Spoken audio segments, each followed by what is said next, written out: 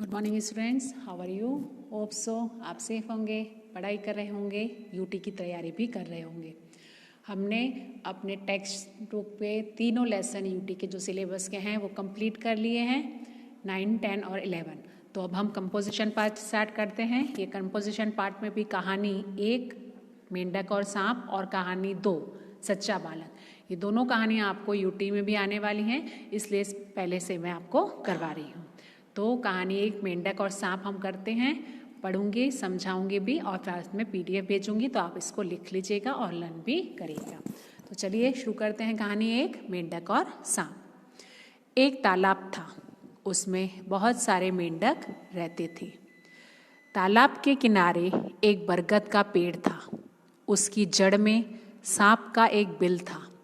सांप रोज रोज किसी न किसी मेंढक को पकड़कर खा जाता था। मेंढक सांप से बहुत परेशान हो उठे थे। एक दिन उन्होंने आपस में मिलकर एक उपाय सोचा। अगले दिन एक मेंढक बिल के सामने खड़ा रहा, बाकी सारे मेंढक बिल के आसपास छिप गए। तो यहाँ पर जो कहानी दे रखी है वो क्या है कि एक मेंढक और सांप की कहानी, कि तालाब के किनारे बहुत सारे मेंढक रहते थे, फ्रॉक्स जिसको आप कहते हैं, और वहीं एक बरगद का पेड़ भी था। तो जो बरगद का जो एक पुराना पेड़ था, उसकी जड़ में, उसके जो नीचे रूट्स थे, वहाँ पर एक सांप का बिल था। सांप अपना बिल बनाकर उसके अंदर रहता था। लेकिन सांप क्या करता था, रोज मेंढक वहाँ से निकलते, खेलते कूदते, तो उनमें से किसी न किसी मेंढक को पकड़कर वो खा जाता था। मेंढक सांप से इतने परेशान हो गए थे कि क्या करें, क्योंकि हर दिन मेंढकों को वो पकड़कर खा जाता है। तो उन्होंने सोचा हम तो बहुत छोटे भी हैं, हम क्या कर सकते हैं, लेकिन उन्होंने फिर भी कुछ उपाय तो करना पड़ेगा, ऐसे तो सारे मेंढक खत्म हो जाएंगे।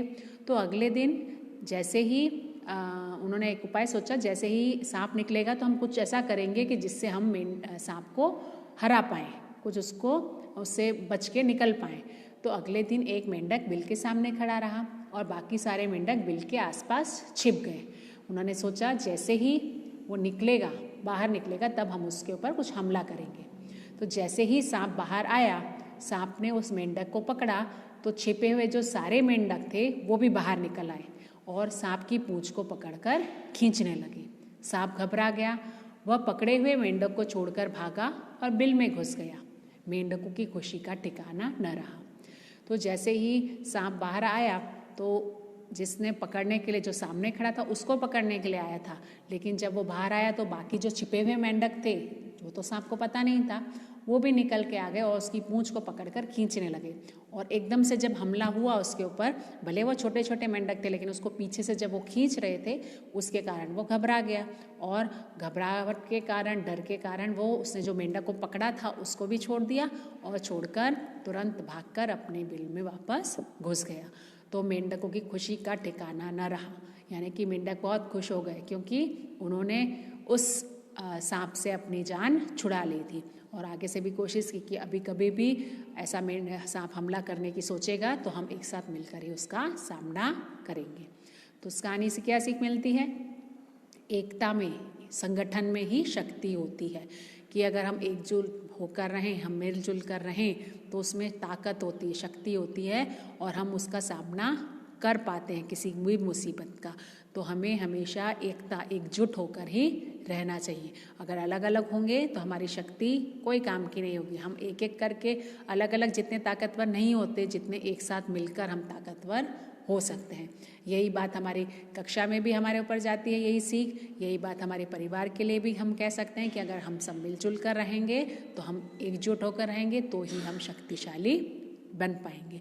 तो यहाँ भी मेंढक जब इकट्ठा हो गए तो उन्होंने एक सांप जैसे, सांप इतना बड़ा था, लंबा था, लेकिन फिर भी छोटे छोटे मेंढकों ने मिलजुल कर उसको हरा दिया, डरा दिया। तो क्योंकि वो एक हो गए थे, एकजुट हो गए थे। तो इस कहानी से भी यही सीख मिलती है कि एकता में ही शक्ति होती है।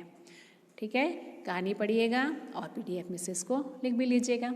Okay, thank you, have a nice day.